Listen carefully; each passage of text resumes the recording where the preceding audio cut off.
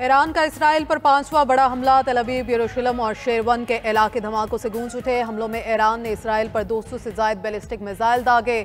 4 Israeli हलाक होने की इत्तलात, 63 जख्मी, कई इमारतें तबाह हो गई। मुख्तलिफ इलाकों पर धुएं के बादल छा गए। तल अवीव में वजारत दिफा के हेडक्वार्टर के करीब आग भड़क उठी। ईरान का ताज़ा हमले में इसराइल जौहरी तहकीक मरकज को निशाना बनाने का दावा। ईरानी पासदारान इनकलाब का कहना है कि मिसाइल हमलों में 150 इसराइली अहदाफ को निशाना बनाया।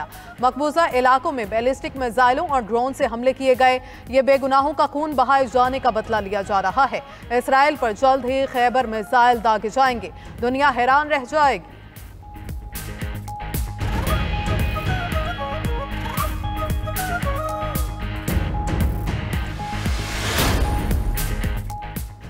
ईरान ने इसराइल के खिलाफ ऑपरेशन को वादा सादिक 3 का नाम दे दिया। वक्फे के साथ मिसाइल दागे जा रहे हैं। ईरानी मीडिया ने दावा किया कि ईरानी एयर डिफेंस ने 2 इसराइली तैयारे मार गिराए हैं। ईरान ने इसराइली फजाइया की खातून पायलट को गिरफ्तार करने का दावा भी कर दिया। ईरानी जवाबी कार्रवाई के बाद ईरान के मुख्तलिफ शहरों में अवाम का खुशी का इजहार। तेहरान समेत मुख्तलिफ शहरों में ईरानी सड़कों पर निकल आए। ईरानी हमलों के बायस इसराइली फौजी तर्जुमान की प्रेस कॉन्फ्रेंस रोक दी गई। तल अवीव समेत पूरे इसराइल में खौफ व हिरास फैल गया। इसराइली फौज का कहना है कि पूरा इसराइल इस वक्त खतरे में है। ईरान मुसलसल बैलिस्टिक मिसाइल दाग रहा है। इसराइलियों को बंकर्स में जाने के अहकाम जारी कर दिए गए। तल अवीव का बेन गुरियन हवाई अड्डा आमदोरफ्त के लिए बंद कर दिया गया। इसराइल की 3 बड़ी एयरलाइंस ने अपने तैयारे मुल्क से बाहर मुंतकिल कर दिए।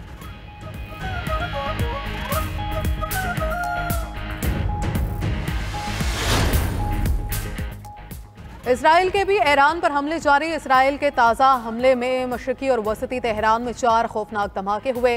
तेहरान में मेहराबाद एयरपोर्ट को निशाना बनाया गया। ईरानी रहबर आयतुल्ला खामनाई के घर के पास भी बमबारी की। खार्क में ऑयल रिफाइनरी को निशाना बनाने की इतलात। इसराइल ने पहले हमले में ईरानी फौज की आला क़यादत शहीद कर दी। ईरानी एटमी प्रोग्राम के सरबराह समेत 6 साइंसदान भी शहीद। इसराइल ने ईरानी दारुल हुकूमत तेहरान, इस्फहान और तब्रेज़ पर तबाहकुन हमले किए। इसराइल ने ईरानी एटमी प्रोग्राम के साइंसदानों को भी निशाना बनाया।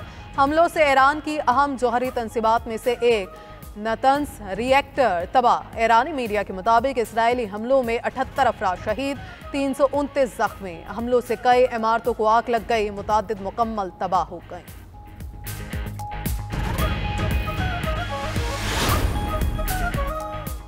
सेहूनियों के लिए जिंदगी मुश्किल हो जाएगी। अब इनको भागने की इजाजत नहीं देंगे। ईरानी सुप्रीम लीडर का ऐलान। आयतुल्ला अली खामनाई ने ईरानी अवाम के नाम पैगाम में कहा, सेहूनी रियासत को अपने जराइम का खुमियाजा भुगतना पड़ेगा। सेहूनी हुकूमत ने एक बहुत बड़ी गलती की, इसके नताइज बहुत ही बुरे होंगे। ईरानी कौम कीमती शोहदा का खून रायगा नहीं जाने देगी। ईरानी शहर में किम में मस्जिद पर सुर्ख झंडा लहराया गया। सुर्ख परचम इंतकाम की अलामत समझा जाता है।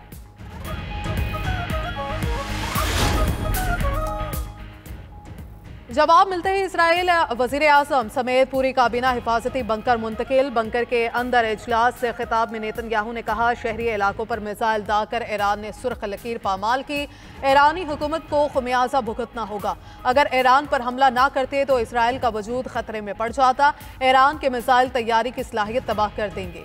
जंग 2 हफ्ते तक जारी रह सकती है। उधर इसराइली फौज का यमन से दागे गए 3 ड्रोन मार गिराने का दावा।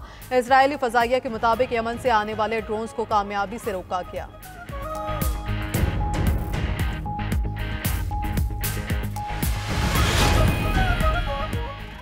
ईरान की दरख्वास्त पर अक़वाम मुत्तहिदा की सलामती कौंसिल का हंगामी इजलास। पाकिस्तान के ईरान पर इसराइली हमले की शदीद मज़म्मत। मुस्तकिल पाकिस्तानी मंदूब आसिम इफ्तिखार ने कहा, इसराइल ने ईरान पर हमला करके खुली जाहिरियत की। ईरान पर इसराइली जाहिरियत नाकाबिल कबूल है। खित्ते के अमन को नुकसान पहुंचाने की इजाज़त नहीं होनी चाहिए।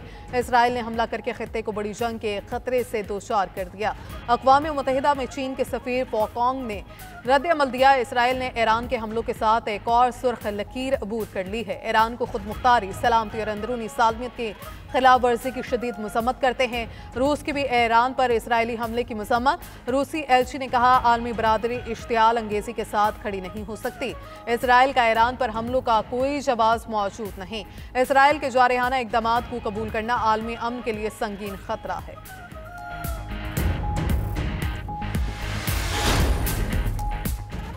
इसराइली हमले में नतंज की एटमी तनसीब तबाह कर दी गई। बैनुल-अक़वामी एटमी तवानाई एजेंसी की तस्दीक सरबरा IAEA राफेल ग्रोसी ने सलामती कौंसिल के हंगामी इजलास में खिताब करते हुए कहा, नतंज में ज़मीन से ऊपर ईरान का अफजूदगी का प्लांट तबाह किया जा चुका। ईरानी हुकाम बताना कि इसराइल ने 2 मजीद एटमी तनसीब पर भी हमला किया।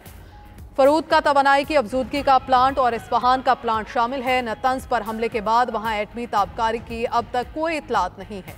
अमरीकी अखबार न्यूयॉर्क टाइम्स के मुताबिक इसराइली हमलों के बावजूद ईरान का जौहरी प्रोग्राम सलामत है। ऐसा लगता है कि इसराइल जौहरी ईंधन के मुमकिन जखीरे को नुकसान नहीं पहुंचा सकता। नायब वज़ीर आज़म इसहाक डार का ईरानी वज़ीर ख़ारजा से राबिता। इसराइली जारहियत पर ईरान के साथ मुकम्मल इज़हार यकजहती किया। तर्जुमान दफ्तर ख़ारजा के मुताबिक नायब वज़ीर आज़म ने इसराइली जारहियत की शदीद मज़म्मत की। ईरानी हम मनसब को खित्ते में अमन इस्तेहकाम के लिए मुकम्मल हिमायत की यकीन दहानी कराई। कहा कि इसराइली हमला अक़वाम मुत्तहिदा के चार्टर और आलमी कवानीन की खुले खिलाफ वर्जी है। इसहाक डार का इसराइली हमलों में कीमती जवानों की ज़िया पर दिली हमदर्दी का इज़हार। ईरान के साथ भाईचारे पर मबनी मजबूत ताल्लुकात का इआदा किया।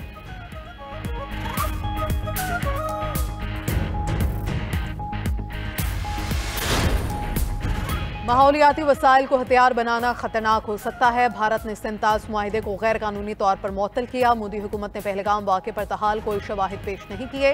पाकिस्तानी पार्लिमानी वफ़द के सरबराह बिलावल भुट्टो की ब्रसेल्स में गुफ्तगू। कहा कि भारत ने पाकिस्तानी पेशकश के जवाब में बिला इश्तियाल जारहियत की। भारतीय हमलों के जवाब में पाकिस्तान ने दिफा का हक इस्तेमाल किया। मसला कश्मीर का वाहिद हल अक़वाम मुत्तहिदा की करारदादों पर अमल है।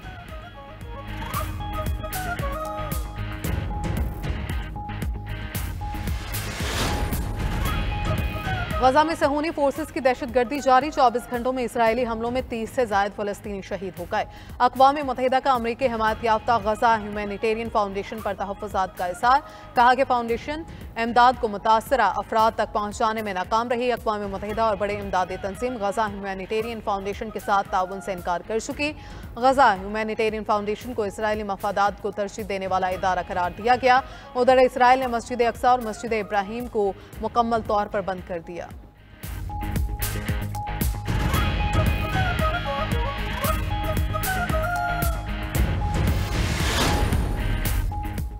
और अक़वाम मुत्तहिदा में मसला फ़लस्तीन पर होने वाली कॉन्फ्रेंस मंसूख कर दी गई। कॉन्फ्रेंस अक़वाम मुत्तहिदा के हेडक्वार्टर्स में 17 से 20 जून तक होना थी।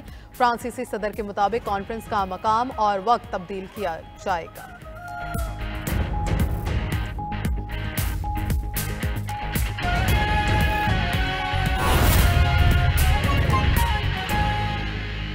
खबर एजेंसी के मुताबिक इस्राइली फौज ने मस्जिदुल अक्सा के दरवाजे सील कर दिए। मस्जिद अक्सा को कोरोना के बाद पहली बार बंद कर दिया गया। मुसलमान नमाजी मस्जिद में नमाज अदा करने से कासिर हैं।